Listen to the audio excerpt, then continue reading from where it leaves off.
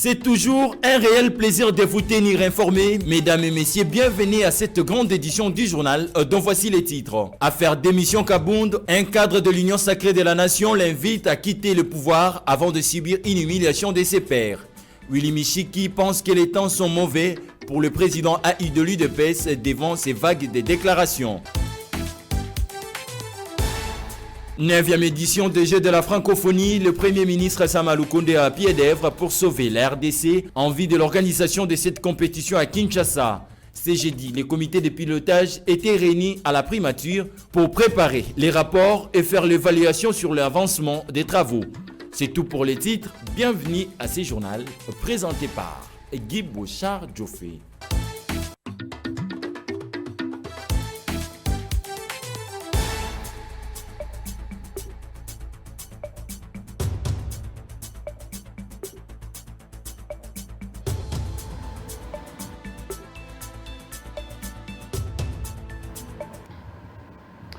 C'est l'heure de la grande édition d'e-Nouvelles sur Bossolo TV. Mesdames et messieurs, des partout vous nous captez à travers le monde. Bienvenue.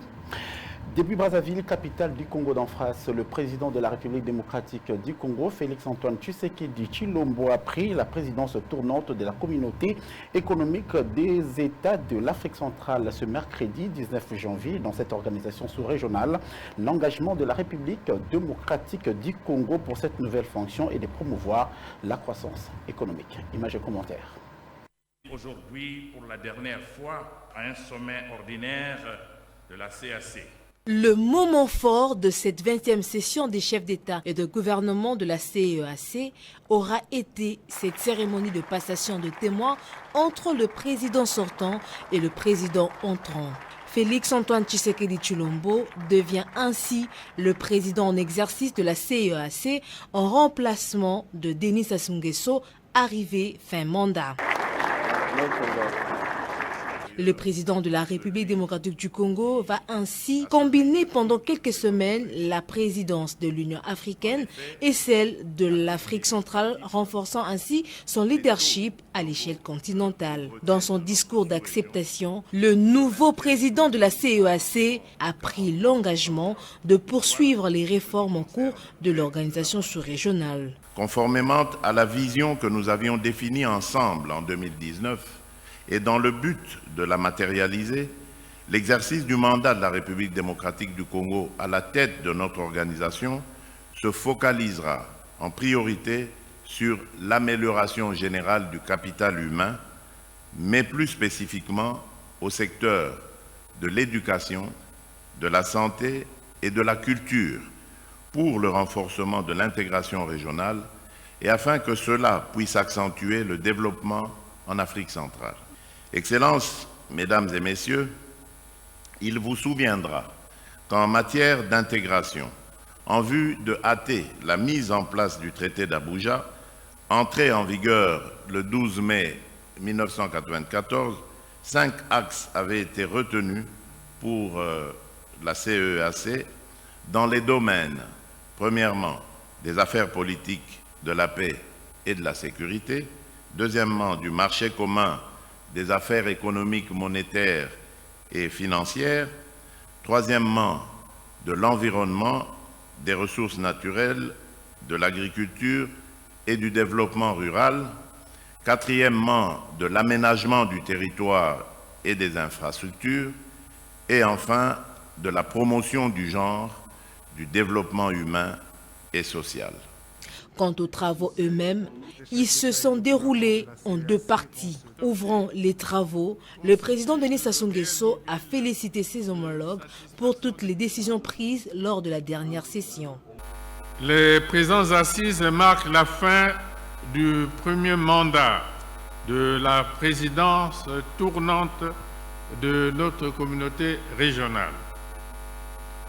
Les actions déjà entreprises en vue de la mise en œuvre de toutes les décisions adoptées constituent de réels mobiles de satisfaction légitime.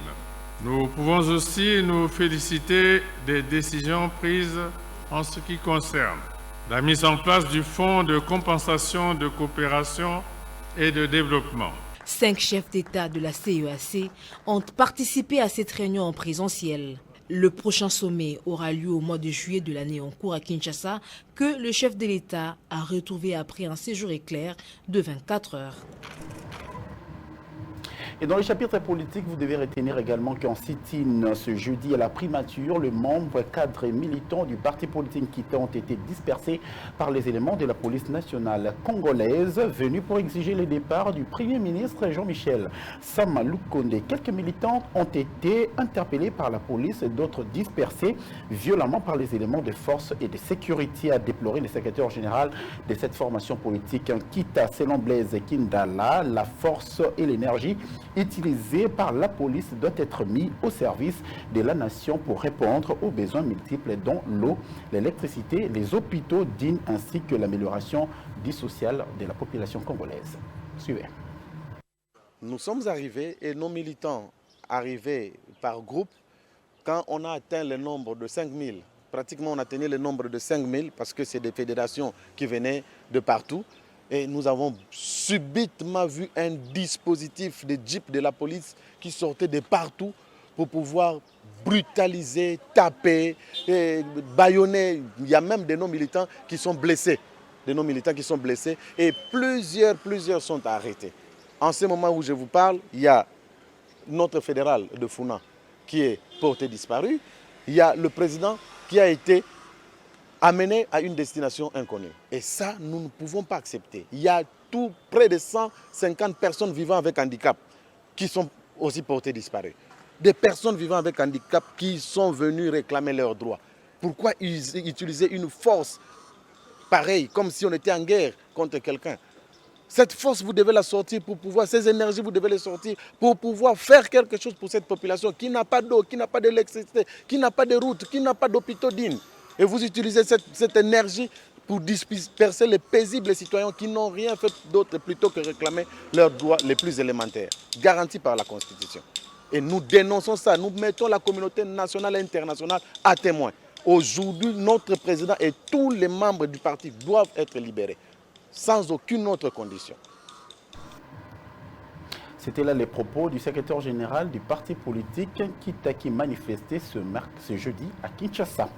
Rendons-nous en province plus précisément au Katanga où le récent affrontement survenu entre les éléments de la police et les militants du PRPP qui exigent la libération du pasteur Daniel Ngoyi Mulumba incarcéré pour incitation à la haine ne sont pas passés inaperçus aux yeux des autorités provinciales du Katanga qui ont tenu faire une mise au point en condamnant les actes posé par les militants de cette formation politique. Suivez à ces propos le porte-parole du gouvernement provincial du Haut-Katanga. Suivez. Haut-Katangaise, Haut-Katangais. Ce mardi 18 janvier 2022, les membres d'un parti politique non autrement identifié, auquel se sont joints certaines personnalités politiques, avaient projeté une marche pour des mobiles contradictoires, dont pour certains exigeaient la libération du pasteur Ngoyi Mulumba, et pour d'autres, plaider pour que ce dernier soit gracié par le président de la République et chef de l'État. N'ayant pas obtenu l'autorisation du maire de la ville de Lubumbashi à qui ils se sont adressés, ces manifestants se sont regroupés au square Georges Arthur Forest pour leur marche dans une sorte de forcing. S'en est suivi une bousculade et des attaques envers les éléments de la police nationale congolaise qui, débordés, ont dispersé les marchands en usant de moyens non létaux. Le gouvernement provincial, n'étant pas habilité à autoriser une marche et n'ayant aucun pouvoir sur les affaires judiciaires, ni sur l'éligibilité des candidats à la grâce présidentielle, appelle toute la population au calme, à la vigilance et au respect de la procédure en ce qui concerne l'organisation de marches. En ce moment où le président de la République et chef de l'État, Félix-Antoine Tshisekedi Tshilombo, vient de lancer le programme de développement de nos territoires, l'exécutif provincial du Haut-Katanga invite la population à s'approprier cette vision de développement à la base matérialisée en province par le gouverneur Jacques Kabula Katwe dans un élan de cohésion et de patriotisme. Que vive la province du Haut-Katanga. Quittons le Haut-Katanga, retournons à Kinshasa pour parler toujours politique active. Vous devez retenir également que le président du parti politique UNANA et ancien cadre de l'Union pour la démocratie et progrès social, actuellement cadre de l'Union sacrée de la nation, Willy Michiki, a dans une interview exclusive accordée à Bossolo TV invité Jean-Marc Kabound à démissionner avant qu'il soit humilié. Dans la foulée, Willy Michiki invite le chef de l'État à le mettre hors d'état de nuire. Suivez.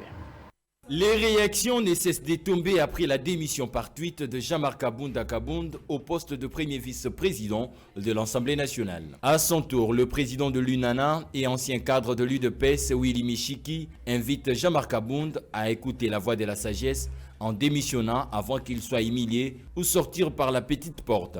Moi, je crois par courtoisie politique, par honnêteté intellectuelle, je demande à M. Kabound de pouvoir procéder à la démission et même céder les mandats de l'IDPS. Parce que les mandats, c'est les mandats de son parti. Moi, je lui demande, puisque je sais que c'est un démocrate, c'est un véritable combattant, qui n'attend pas que cette procédure-là soit déclenchée. Je conseille à M. Kabound non seulement de démissionner du bureau, mais aussi de rendre les mandats de l'IDPS. Puisque l'IDPS ne lui fera plus confiance.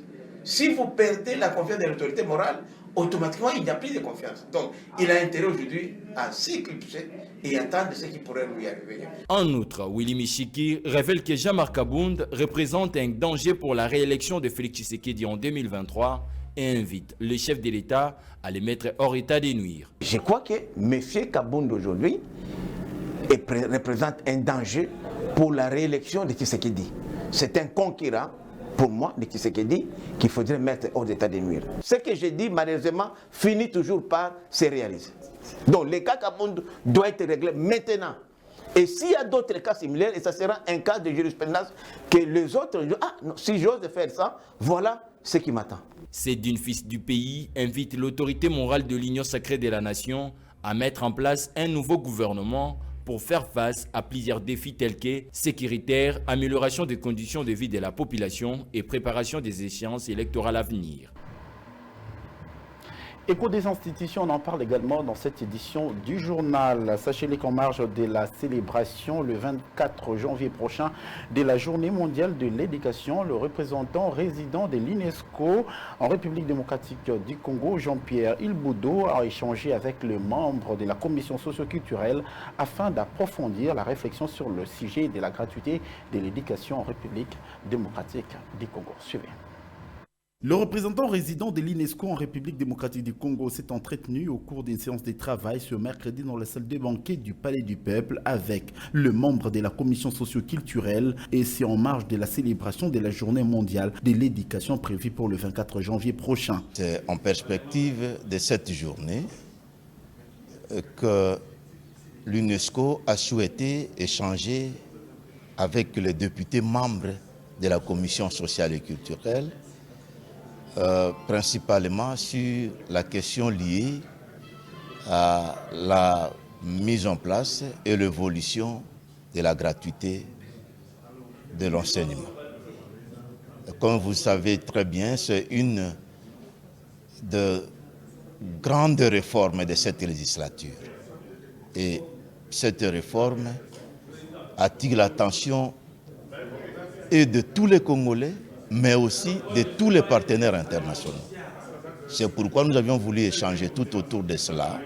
Nonobstant le fait que le thème de cette journée est consacré sur le futur de l'éducation, sur la question liée à ce qui a été fait, gardé et ce qui convient d'abandonner, ce qu'il faut inventer pour les futurs, estime Jean-Pierre Ilboudo de l'UNESCO.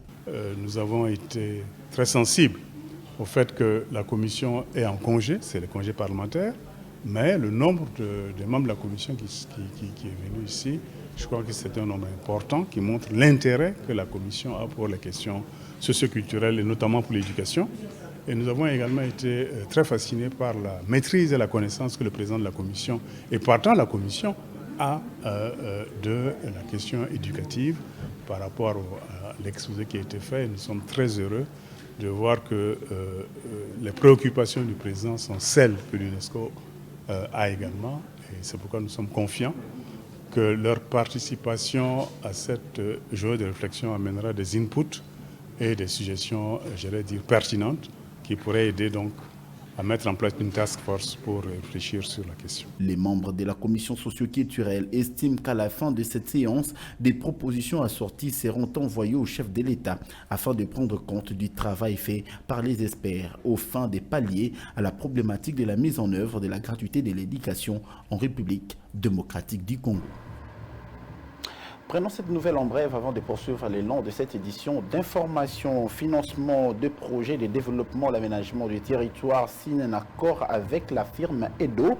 Les groupes EDO spécialisés dans le financement et l'exécution de projets publics de développement a exprimé sa ferme volonté d'œuvrer dans les 10 secteurs. Cet engagement du groupe australien vient d'être concrétisé par la signature ce jeudi 20 janvier d'un accord de coopération entre le ministre d'État en charge de l'aménagement du territoire, maître Guy Luando Mboyo, et l'ambassadeur de l'économie développement Organization Edo Global, Marianne Bakloud. À travers cet accord de partenariat, Edo Global s'engage à investir en République démocratique du Congo, notamment en ce qui concerne la construction des infrastructures et des routes.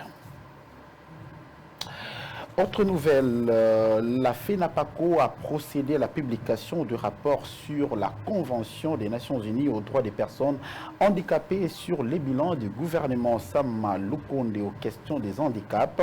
C'était le mercredi 19 janvier au siège de Caritas Congo dans la commune de Libété. La Fédération nationale des associations des personnes vivant avec handicap du Congo a publié le mercredi dernier au siège de Caritas Congo, situé à la 13e rue dans la commune de Limete, 2 rapports dont le premier est basé sur la mise en œuvre de la Convention des Nations Unies aux droits des personnes handicapées et le second sur le bilan du gouvernement Sama Lukonde sur les questions des handicaps. On constate que non, le bilan de la mise en œuvre de cette convention en République démocratique du Congo reste négatif.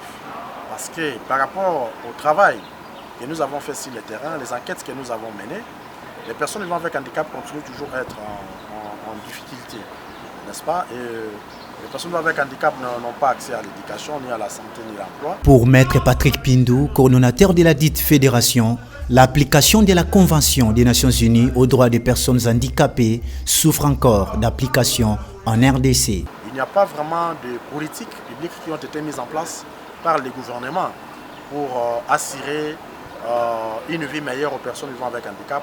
Donc il y a toujours des difficultés. Donc le bilan pour nous, au niveau de la FENAFACO, reste très négatif. Il reste encore beaucoup à faire. À en croire, les coordonnateurs de la FENAFACO, malgré la présence des ministères délégués en charge des personnes handicapées, la situation des PVH est toujours restée la même. La politique d'encadrement de ces personnes par les gouvernements demeure une vraie solution.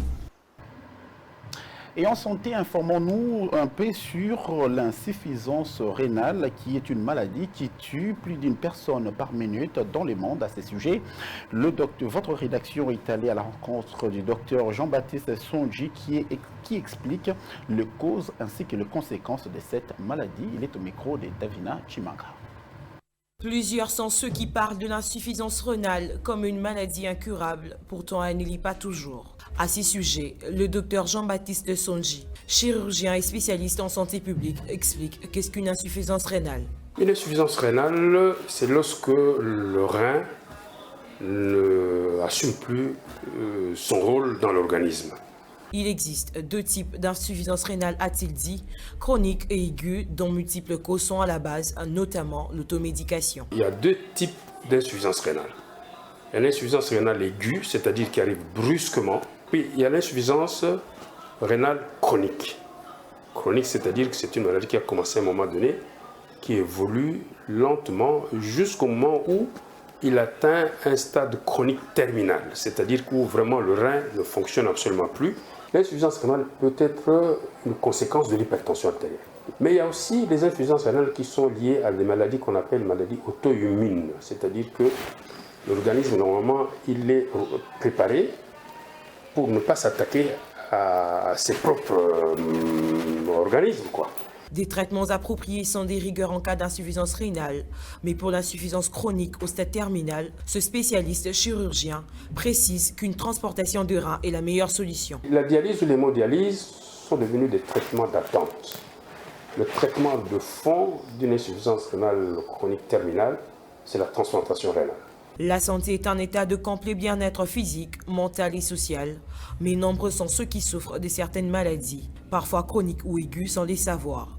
D'où la culture du check-in qui consiste à passer au contrôle médical régulièrement afin de limiter les dégâts. Et puisqu'on parle de la santé, informons-nous aussi de ce qui se passe en Mbakana, dans la commune de Maluku, près de 150 km du centre-ville de Kinshasa, fait face à plusieurs problèmes sociaux, notamment la menace d'une tête d'érosion, manque d'eau potable, manque de l'électricité, ainsi que de l'insécurité récurrente. Bosco Kabamba nous fait le point.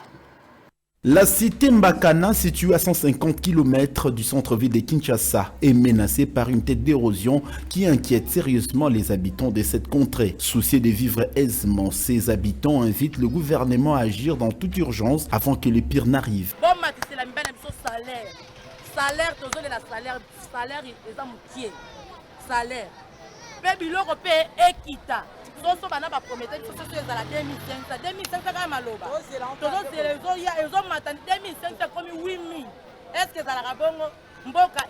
Ce qui total tozana ba compagnie teo eko sunga pe ba jeune pour que ba évoluer. Alors to monique ba kondi ba chabiso maboko surtout na moi misala mike o eko sunga ba jeune.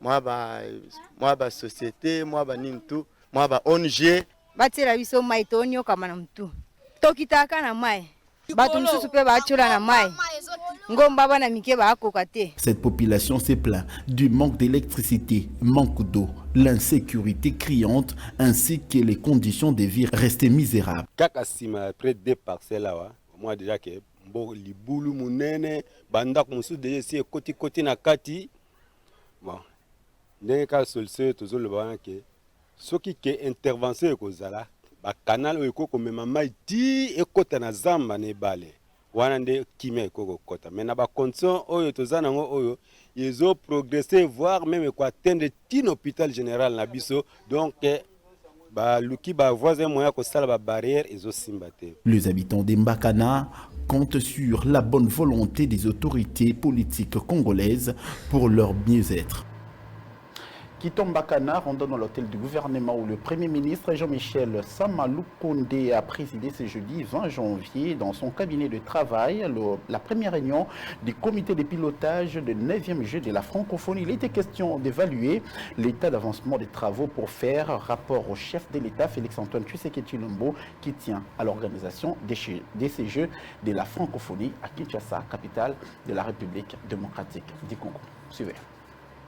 L'évaluation de l'état d'avancement des travaux dans les soucis de faire le rapport au chef de l'État Félix Tshisekedi était au centre d'une séance de travail présidée par le Premier ministre Jean-Michel Sama Lukonde ce jeudi dans son cabinet de travail avec les membres du comité de pilotage. Le chef du gouvernement et ses hôtes ont passé en revue tous les projets. Ils ont aussi suivi le rapport du directeur national des Jeux de la francophonie ainsi que le rapport préparé par la mission internationale qui était récemment en visite à Kinshasa. Ils ont enfin adopté un chronogramme pour accélérer les travaux sur le terrain et se sont donné rendez-vous pour revenir de temps en temps en vue de faire l'évaluation.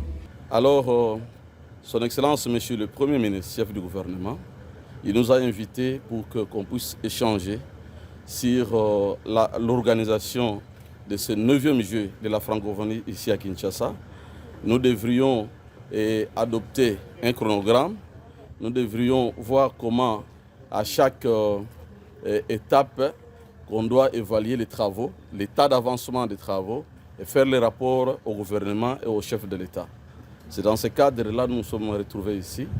Nous avions tenu notre réunion, nous avions passé à revue tous les projets et nous avions aussi suivi les rapports du directeur national du G ainsi que les rapports qui ont été préparés par la mission qui étaient venus en visite ici. Didier Mazenga, ministre de l'intégration régionale, a aussi affirmé que le Premier ministre a donné à la délégation des instructions claires sur la continuité du travail et a invité les membres à revenir chaque fois pour faire l'évaluation et donner le rapport sur l'état d'avancement des travaux. Le Premier ministre, non seulement il a été satisfait, mais il a donné des instructions claires. Du fait que le chef de l'État est déterminé qu'on puisse organiser le 9e jour de la francophonie. Nous, en tant que gouvernement, nous avions l'obligation de pouvoir matérialiser sa vision. Il nous a donné clairement des instructions de continuer à travailler et que chaque fois, il va nous inviter pour faire l'évaluation et donner les rapports sur l'état d'avancement des travaux. Il s'y est de souligner que la délégation était composée du ministre de l'intégration régionale Didier Mazenga, de la ministre de la Culture, Arts et Patrimoine Catherine Katungu, du ministre des Sports et Loisirs Serge Kondé, ainsi que de la ministre près le président de la République. Et on va atterrir en douceur avec le sport, puisqu'on parle assez du football. Prenons cette autre discipline. Le basket club Foucache a repris les entraînements au terrain de Shark Club de Kinshasa en vue de la 3e fenêtre de Basket Afrique League. Cependant, cette équipe s'entraîne avec beaucoup de difficultés. C'est un constat fait par Arthur Abedi et Rouble Bamba. Et c'est en vue de la 3e fenêtre de Basketball African League prévue le mois prochain que l'équipe championne du Congo en titre, les BC Foucache, a entamé timidement la préparation dans la capitale congolaise au terrain du Shark Club de Kinshasa. Certes, l'équipe est en retard de la préparation, mais les coéquipiers de Jonathan Tumbao veulent cette fois-ci aller loin, car les yeux des amoureux de la balle au panier et plus précisément des Congolais seront braqués sur eux. On venait de commencer l'entraînement il y a à peine. En fait, aujourd'hui, c'est notre deuxième séance. Donc, logiquement, nous ne sommes même pas en retard par rapport à notre préparation. On devait normalement commencer déjà un peu plus tôt, mais peut-être faute de moyens et tout. Donc, voilà un peu. Mais sinon, on est là, on se prépare en conséquence pour aller jouer la balle. On sait que c'est une compétition vraiment prestigieuse, donc on va mettre tous les moyens en jeu pour arriver un peu plus loin encore. Une préparation qui doit s'effectuer avec l'appui de l'État congolais. Mais durant les 2 dernières fenêtres, le BC Foucache n'a pas bénéficié d'un appui du gouvernement congolais. Voilà, ces cris d'alarme. D'une façon générale, je dirais qu'on est encore au point zéro parce qu'on a des petits soucis de préparation de l'équipe. Il y a manque de moyens. Mais si je dois compter sur l'état, disons, le dernier match joué, je dirais que l'équipe se porte bien. On est parti à la première fenêtre par notre propre moyen, à la seconde aussi. Évidemment, il y a les dossiers au niveau de notre ministère. On est en train d'attendre le paiement. Bientôt, on va introduire le 3e dossier pour la 3e fenêtre. Est-ce que ça sera payé à temps? On ne sait pas. Une compétition africaine demande l'appui du gouvernement et une bonne préparation, d'où le ministère de tutelle est appelé à apporter de l'aide aux seuls représentants de la RDC dans cette compétition. Voilà, Ordinolas Mobala et Jean-Désiré Moukanz ont assuré la coordination éditoriale de cette édition d'information. Ce journal est complètement fini. Prochain rendez-vous, c'est demain à la même heure et sur la même chaîne. Au revoir.